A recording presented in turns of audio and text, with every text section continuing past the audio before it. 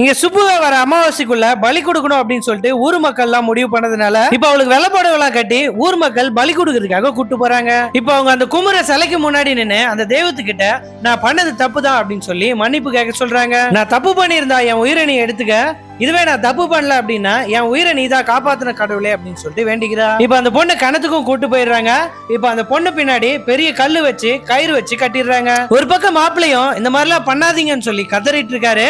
இன்னொரு பக்கம் அந்த பொண்ணோட அம்மா கூட படிச்ச ஃப்ரெண்டும் இதெல்லாம் வேணாங்க, இந்த மாதிரி எல்லாம் பண்ணாதீங்க அப்படின்னு சொல்லி அழுதுட்டு இருக்காங்க. இருந்தாலுமே இவங்க இதெல்லாம் காதுல வாங்காம அந்த பொண்ணை தண்ணியில இறக்கிறாங்க. இப்ப அந்த பொண்ணு தண்ணிக்குள்ள போயிடுறா.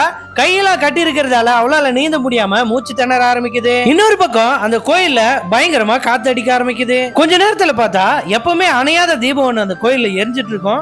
அது திடீர்னு அணைஞ்சு போயிருது. அந்த கோயில்ல இருக்கிற பூசாரி அம்மா 2 பேர் வந்து எப்பவுமே அணையாத தீபம் அணைஞ்சு போயிருச்சு, ஏதோ தப்பு நடக்குது, அந்த பொண்ணை காப்பாத்துங்க அப்படின்னு சொல்லிட்டு சொல்றாங்க. இதை கேட்ட அடுத்த செகண்ட் அந்த மாப்பிள்ளை குதிச்சு அந்த பொண்ணை காப்பாத்திடுறாரு. அந்த ஊர்ல மாசமா இருக்கிற ஒரு பொண்ணோட இந்த பலிய பாதிலேயே நிறுத்திட்டீங்களே, நாளைக்கு எனக்கு குழந்தை பிறந்தா அது இறந்தே பிறந்தா நான் என்ன பண்ணுவேன் அப்படின்னு சொல்லிட்டு கேட்கிறாரு. இது கேட்கிற சங்கீதாவும் அந்த பொண்ணு மேல தப்பு இல்லை அப்படின்றதுனாலதான் அணையாத தீபமே அணைஞ்சு போச்சு, இதுல இருந்தே தெரியலையா அந்த பொண்ணு தப்பே பண்ணல அப்படின்றது அப்படின்னு சொல்லிட்டு சொல்றாங்க. அங்க இருந்த பூசாரியும் கடவுள் ரொம்ப கோபமா இருக்காங்க, அதனாலதான் அணையாத தீபமும் அணைஞ்சு போச்சு அப்படின்னு சொல்லி சுப்பு மேலேயே அந்த பிரச்சனையை திருப்பி விடுறாங்க. அங்க இருக்கிற பிரெக்னெண்டா இருக்கிற லேடியும் என் குழந்தை பிறக்கும் போது ஒரு உயிரை எடுத்துதான் பிறக்கணும் அப்படின்னு சொல்லிட்டு நான் நினைக்கல, இந்த விஷயத்த தீர விசாரிச்சு ஒரு முடிவு எடுத்து பண்ணுங்க அப்படின்னு சொல்லிட்டு சொல்றாங்க. அந்த குழந்தை பிறக்கிறதுக்கு இன்னும் 3 வாரம் இருக்கு. இந்த 3 வார இடைவெளியில உன் மேல தப்பு இல்ல அப்படின்றத நீ நிரூபிச்சுட்டனா அந்த போட்டோகிராஃபர் உன்னோட அனுமதி இல்லாம தான் போட்டோ எடுத்தாரு அப்படின்றத நீ நிரூபிக்கணும் அப்படின்னு சொல்லிட்டு சொல்லிடுறாங்க. அந்த போட்டோகிராஃபர் இமாச்சல பிரதேசல இருக்கிறாரு அப்படின்றது தெரிய வருது.